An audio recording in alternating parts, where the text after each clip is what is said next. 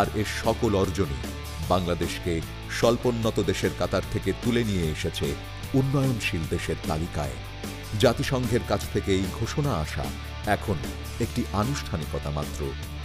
ইতোমধ্যে প্রধানমন্ত্রী শেখ হাসিনাও এ সকল অর্জনের স্বীকৃতি হিসেবে পৌঁছে গেছেন বিশ্বসেরা নেতা ও রাষ্ট্রনায়কদের কাতারে।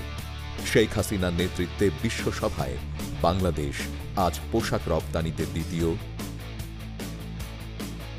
সবজি ও মিঠা পানির মাছ উৎপাদনে তৃতীয়, চাল উৎপাদনে চতুর্থ,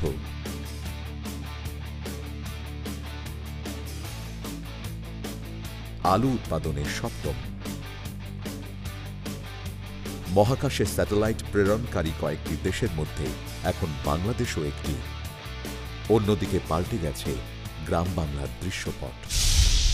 যে দেশ একসময় উন্নয়নের জন্য বসে থাকত বিদেশি সাহায্যের আশায়, নুন আনতে পান্তা ফুরায় যাদের অবস্থা ছিল, সেই বাংলাদেশই আজ বঙ্গবন্ধু কন্যা মাননীয় প্রধানমন্ত্রী জননেত্রী শেখ হাসিনার সাহসী উদ্যোগে জনগণের টাকায় নির্মাণ করছে স্বপ্নের পদ্মা সেতু। বাংলাদেশ মহাকাশে উৎক্ষেপণ করেছে বঙ্গবন্ধু স্যাটেলাইট।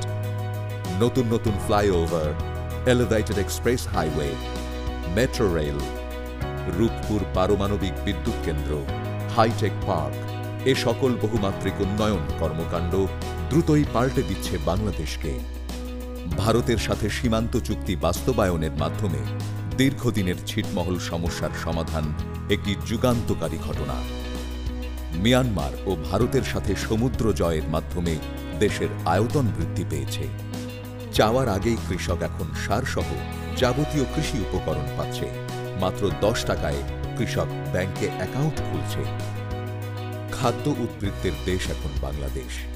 শিক্ষিত যুবকেরা চাকুরির পিছনে না ঘুরে নিজেরাই হচ্ছেন উদ্যোক্তা, তৈরি করছেন নতুন নতুন কর্মসংস্থান।